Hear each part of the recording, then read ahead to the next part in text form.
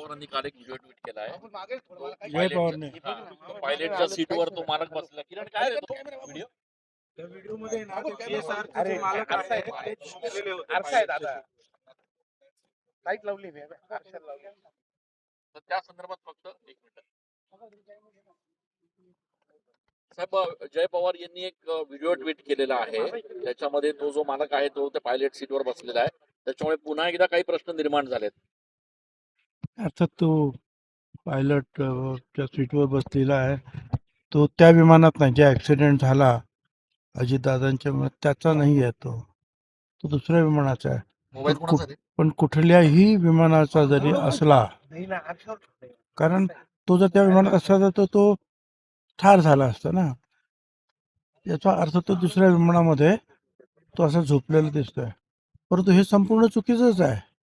पायलटच्या सीटवर पायलटच बसले पाहिजे आणि त्यांनी न झोपता जे आहे पूर्णपणे विमानाचा जो आहे ताबा घेऊन त्याप्रमाणे ते विमान चालवलं पाहिजे. तर तो मालक जर अशा रीतीने जर झोपला असेल तर हा निष्काळजीपणा आणि माजोरीपणा आहे. त्याच्यावर कारवाई करायला लागेल. साहेब, त्याच्यात आणखी एक विषय समोर येतोय की ते विमान जे आहे ते एका झाडाला आदळल्यानंतर अपघात झाला. तिथल्या स्थानिकांचं म्हणणं आहे की त्या ठिकाणी कुठलं झाड नव्हतंच. मला पण ज्यावेळेस तिथे गेलो तेव्हा कुणी तिथे झाडाला आदळलं वगैरे असं मला कोणीतरी म्हटलं नाही. आणि तेवढंच नाही तर त्या विमानतळावर अजितदादांच्या स्वागतासाठी शेकडो लोक जमले होते, मीडियाचे लोक जमले होते. ते कुणीही असं म्हणत नाही की तिथे काही झाडाला आदळलं वगैरे. त्याच्यामुळे मला सुद्धा आश्चर्य वाटलं, कुठल्या झाडाला आदळलं. एकही मनुष्य तिथे असा भेटला नाही की तो बोलला की झाडाला आदळलं. कुणीतरी ते बघितलं असेल ना, मग कुठल्या तर ते झाडाचं नुकसान पण झालं असेल थोडंफार. तर ते अर्थात त्यांचा ते माहिती त्यांनी दिली त्याची पण चौकशी करायला पाहिजे. साहेब, जो सीसीटीव्ही त्यावेळेला समोर आला होता त्यावेळेला वरती हवेतच विमान फिरल्याचं थोडं माहिती त्यामध्ये बरोबर दिसत नाही. हे बरोबर आहे. पहिल्यांदा त्याने लँड करण्याचा प्रयत्न केला पण त्याला असं वाटलं हे बरोबर होत नाही म्हणून ते नॅबॉट केलं, म्हणजे रद्द केलं. आणि परत दुसऱ्या याला तो परत गेला आणि दुसऱ्या याला फिरून जेव्हा तो आला आणि तो उतरायला लागला त्यावेळेला ते विमान पूर्णपणे असं कललेलं आहे. आणि मग त्यावेळेला ते कललेलं असल्यामुळे तेवढं खाली आणि वेगानं खाली येत होतं, कारण लँडिंग करत होतं ते. त्यामुळे कदाचित त्याला ते विमान सरळ करायला किंवा कंट्रोल करायला वेळ सुद्धा मिळाला नसेल. ते मी त्यातला काही तज्ज्ञ नाही, पण मला असं वाटतं ते समजा 10,000 फुटावर असतं आणि अशा वेळेला ते कल्लं वगैरे असतं तर काहीतरी त्याला करायला वाव होता. पण हे अगदीच शेवटच्या क्षणाला ते कल्लं आणि त्यावेळेला तो लँडिंग करत होता जोरामध्ये.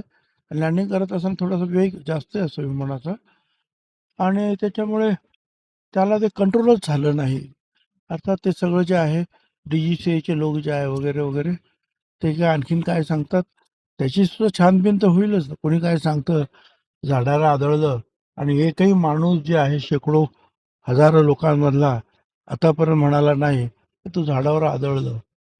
त्यामुळे मला सुद्धा आश्चर्य वाटलं की कुठच्या झाडावर आदळलं. साहेब, आखाती देशांमध्ये जे काही युद्ध सुरू आहे त्याचा फटका आपल्या कांदा आणि द्राक्ष उत्पादकांना बसलाय. JNPT वर जवळपास 200 कंटेनर कांद्याचे आणि द्राक्षाचे हे अडकून पडलेले आहेत नाशिकचे.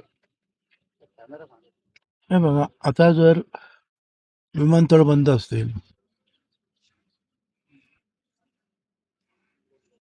जहाज बंद असतील,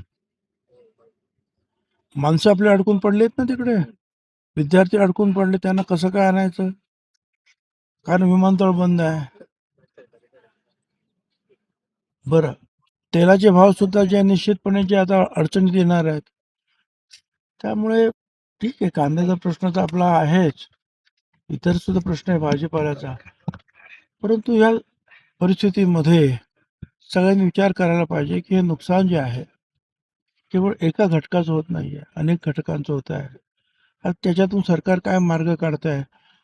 परंतु मला हे माहिती आहे की गल्फमध्ये आपला बराचसा भाजीपाला, माल, कांदे, बटाटे, मसाले वगैरे वगैरे सगळे जात असतात आणि हे सगळंच बंद असल्यामुळे साहजिकच या सगळ्या गोष्टींना फटका बसणार हे निश्चित आहे. तर बघू आता मुंबईला गेल्यानंतर सीएम साहेब पण काय म्हणतात, त्यांनी काय ठरवलं. नाशिकचे पण काही यामध्ये लोकं- कांदा उत्पादक शेतकऱ्यांनी अनुदानाची मागणी करतायत, जो मोठा फटका बसतोय. ते पत्र मी सुद्धा दिलंय, यांना अनुदान द्यावं मुख्यमंत्र्यांकडे. मुख्यमंत्री म्हणाले की बघू मी मीटिंग घेतो म्हणून, परंतु प्राप्त परिस्थितीमध्ये काय काय होत आहे ते बघावं लागेल. साहेब, पहिलगामची घटना ज्या वेळेला घडली त्यानंतर कुठली? अनेक पहिलगामची घटना घडली त्यानंतर पक्षाचे काही धोरण ठरलंय? राज्यसभेचा आमचा एक उमेदवार निवडून येऊ शकतो, ते नाव आम्ही जाहीर केलेलं आहे, पार्थ पवार यांचं. तर आमच्याकडून तर काही प्रॉब्लेम नाही. आता मवियामध्ये काय चाललेलं आहे ते कोणाला उभं करतात, काय करतात, हा त्यांचा प्रश्न आहे. साहेब त्यांना अशा स्वरूपाच्या घटना घडतायत. त्यांना आपण म्हणून काही या असं सगळ्या संबंधित तुम्ही असं भाविकांना मारल्यानंतर कोण तुमच्या तिकडे दर्शनाला येईल? हा? तर ज्यांनी अशी मारहाण केली असेल, तो भाविक जर चुकीचं काहीतरी वागलं असेल तर त्याला पकडून पोलिसांच्या ताब्यात द्यायला पाहिजे. पण मारहाण करत जर आपण बसलो तर त्याला जास्त कुप्रसिद्धी मिळते आणि त्यामुळे नाव खराब होतं आपलं. ठीक आहे. ठीक. झाल्यानुसार अटक करणं योग्य नव्हतं, कारण असं आहे, जर समोर आलेलं रघुवंशीने मला विचारायचं आहे, ती फाईल कोणी पाठवली होती माझ्याकडे? पोलीस कमिशनरनेच पाठवली होती. आता श्रीकृष्ण कमिशनची आम्ही अंमलबजावणी करून सांगितलं होतं. आम्ही फाईल परत पण करू शकत नव्हतो. फाईल जी आहे पोलिसांनीच पाठवली होती माझ्याकडे. आणि त्याच्यानंतर सुद्धा एम सिंग आता जिवंत आहे, त्यांना मी सांगितलं की बाळासाहेब ठाकरेंना आपण जामीन द्यायचा आहे आणि कदाचित जामीन नाकारला तर मातोश्री हाच जेल म्हणून जाहीर करायचं आणि त्यांना मातोश्रीमध्येच ठेवायचं. एवढं सगळं आम्ही केलेलं आहे. आता सगळ्याच गोष्टी या सगळ्यांना माहीत नसतात. प्रचंड दबाव टाकला. दबाव कसला टाकला होता? तुम्हीच पोलिसांनी पाठवली होती ना फाईल, त्याच्यात माझा कसला दबाव होता? आणि अनेक फायली ज्या आहेत तुम्ही ते बरोबर शिवसेना बीजेपीचं राज्य असताना रद्द झाल्या होत्या. नेमकी तीच फाईल माझ्या पुढे आली. मग काय करू शकतो मी? दोन्हीकडून मला अडचण होती. तरी सुद्धा त्याच्यातून मार्ग काढण्यासाठी मी एम सिंगना सांगितलं होतं की आपल्याला त्यांना त्रास द्यायचा नाही. आणि एवढंच नाही, पुढे सुद्धा एक केस झाली, ती केस स्वतःहून मी मागे घेतली.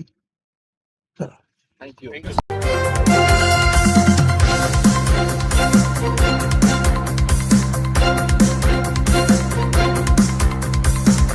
समाज साधना न्यूज, समाजहितासाठी सदैव अग्रेसर.